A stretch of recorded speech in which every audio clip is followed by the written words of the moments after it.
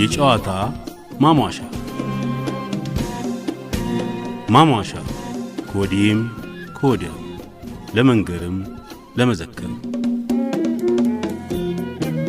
ማሟሻ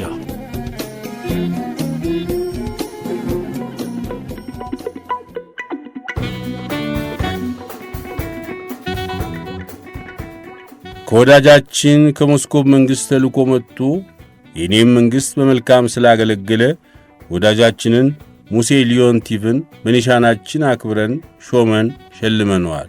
ስለማገልገሉም ኮንት ብለነዋል። በሰኔ 4 ቀን 1888 አዲስ አበባ ከተማ። ካውንት ሊዮንቲቭ ኒኮላይ ስቲቫኖቪች የሞስኮቭ ንጉሠ ነገሥት የእስክንድር ምርጥ የክብር ዘበኛ መኮንን ነበረ። በአገሩም እስከ ኮሎኔልነት ማዕረግ ደርሶ ነበር። ካውንት የሚባለው የአውሮፓዊ ማዕረግም የቤተሰቡ ደረጃ ከመሳፍንቱ ዝቅ ያለ የባላባትነት ደረጃ እንደነበረ የሚያመለክት ነው። ይህ አውሮፓዊ የዘር ማዕረጉም በዳግማዊ አጼ ምኒልክ ተፈቅዶለት በዛው ሲጠራበት ኖሯል። ካውንት ሊዮንቲቭ በአጼ ምኒልክ ዘመነ መንግሥት ከሞስኮቭ ወደ አዲስ አበባ፣ ከአዲስ አበባም ወደ ሞስኮቭ እየተመላለሰ ሁለቱ መንግስታት የሚጠቃቀሙበትን መንገድ ያከናውን ነበር። የእንግሊዝ መንግስት በሊዮንቲቭ አማካይነት የተጀመረውን የኢትዮጵያና የሞስኮቭ መንግስታትን ግንኙነት ለማደናቀፍ በብርቱ ተፎካከር ነበር።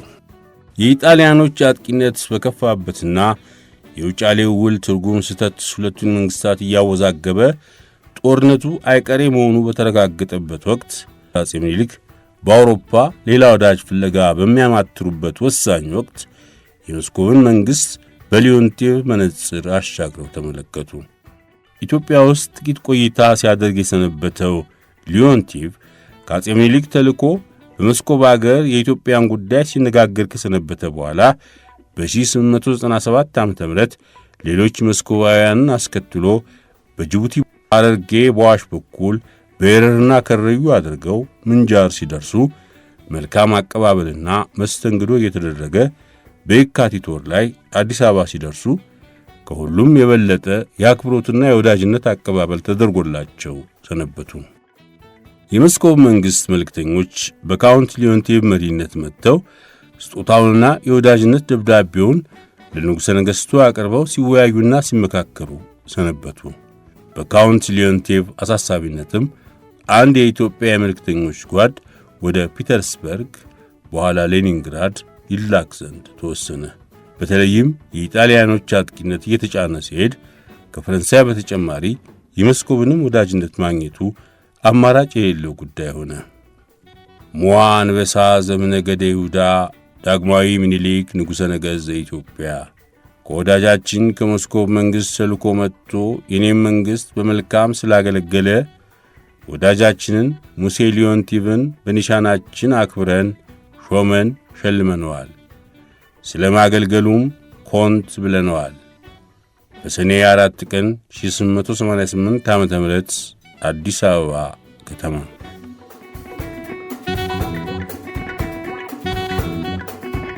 ደቡብ አፍሪካውያን ለብዙ ዓመት ታግለው ገደል ነው ያሉትን አፓርታይድ አርግዘውት ነበር እንደለካ።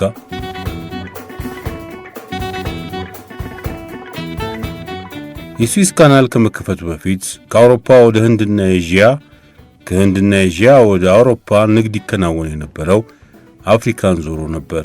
ከረጅም ጉዞ በኋላ ከባህር ላይ አደጋ ተርፈው እፎይ የሚባልባት ማረፊያ ቦታ የአፍሪካ ደቡባዊ ጫፍ ነበረች። ደቡብ አፍሪካ እነሱ ኬፕ ኦፍ ጉድ ሆፕ ይሏታል። የመልካም ዕድል ወይም ተስፋ ጫፍ እንደማለት ነው። ይህን ስፍራ የፖርቱጋል ተጓዦች ካወቁት በኋላ ከ373 ዓመት በፊት በዚህ ሰሞን ነበር ነጭ ሰፋሪዎች መስፈር የጀመሩት።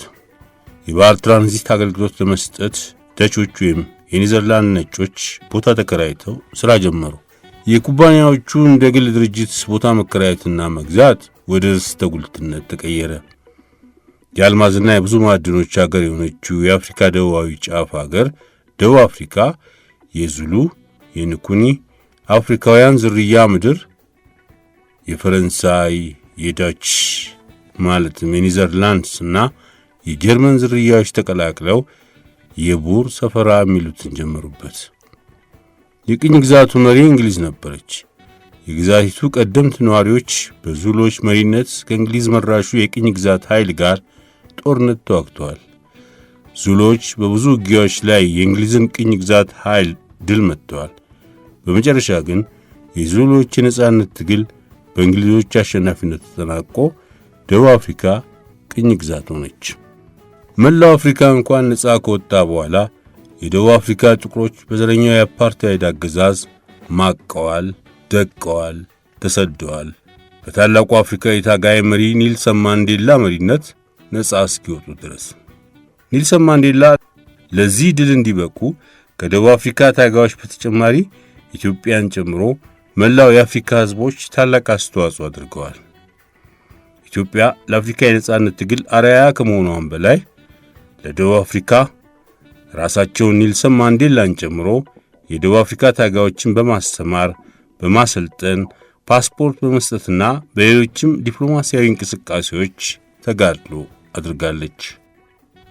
እነሆ ዛሬ ዘመን ተገላብጦ አገር ሊያቀኑ ወደ አፍሪካ ያቀኑት ነጮች በትራምፕ ሙሴነት በስደት ወደ አሜሪካ ሲያቀኑ ለደቡብ አፍሪካ ትግል አስተዋጽኦ ያደረጉ ነጻነት ስታገኝም መጠጊያ ትሆናለች ብለው የተጠጓት የክፉ ቀን አለኝታዎቻቸውን ወንድሞቻቸውን እየዘረፉ እየጨፈጨፉ እያሳደዱ ይገኛሉ። ደቡብ አፍሪካውያን ይህ ድርጊታቸው ደቡብ አፍሪካውያን ለብዙ ዓመት ታግለው ከምድረ ገጽ አጥፍተነዋል፣ ገለነዋል ያሉትን የዘር ልዩነትንና የእርሱ መገለጫ የሆኑትን ጭፍጨፋ፣ ግድያና ማሳደድ ሁሉ ለካስ በደማቸው ውስጥ ቀብረውት በሆዳቸው ውስጥ ቋጥረውት ነበር እንዴ ለካ አያስብል ይሆን?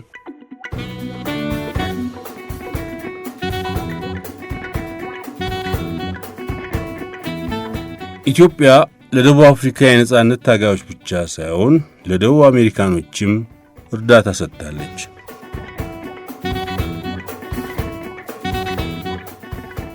ኢትዮጵያ በአፍሪካ ቅኝ ገዢዎችን ለማስወገድ ይደረግ የነበረውን ትግል በሚገባ ትደግፍ እንደነበረ በይፋ ይታወቃል። ለዚህም የደቡብ አፍሪካና የዚምባብዌ የነጻነት ታጋዮች የነበሩት ምስክሮች ናቸው። በዚህ ብቻ ሳታበቃ ግን ኢትዮጵያ በደቡብ አሜሪካ በኤልሳልቫዶር የሚደረገውንም ትግል አግዛለች። በኤልሳልቫዶር በተቃዋሚ ኃይሎች የተደራጀው የፋራቡንዶ ማርቲ የነጻነት ግንባር በአሜሪካ የሚደገፈውን በስልጣን ላይ ያለውን ፈላጭ ቆራጭ አገዛዝ ለማስወገድ ትግል ያካሂድ ነበር። አሜሪካ በውጊያ ከታጋዮች የተማረኩትን መሳሪያዎች ማስረጃ በማድረግ የኩባ መንግሥት በኤልሳልቫዶር የእርስ በርስ ጦርነት እጁ አለበት በማለት ኩባን ታሳቅላለች። ይህን ወቀሳ ለማስተባበል ወይንም የጥርጣሬ አቅጣጫውን ለማስለወጥ ኢትዮጵያ በርካታ የአሜሪካ ሰራሽ መሳሪያዎች ስላሏት ለነጻ አውጪው ግንባር እንድትሰጥ ኩባውያን ስለጠየቁ የአማጽያኑ መሪ አዲስ አበባ መጡና መሳሪያዎቹ በመርከብ ወደ ኩባ ተጓጉዘው ለአማጽያኑ እንዲደርሱ ተደረገ። በኋላ ኢትዮጵያ ኮሙኒዝምንና አብዮትን ወደ አሜሪካ ክፍለ ዓለም ለማሸጋገር የምትሞክር አደገኛ አገር ነች ተብላ አሜሪካኖች ጥምድ አድርገው ያዟት። ኢትዮጵያ ይህን ያደረገችው ያው የኩባውያኑን ውለታ ለመክፈል ነበር። አለኝታነቷ ግን በአፍሪካ ብቻ ሳይወሰን ለደቡብ አሜሪካኖችም ታጋዮች ተረፈ።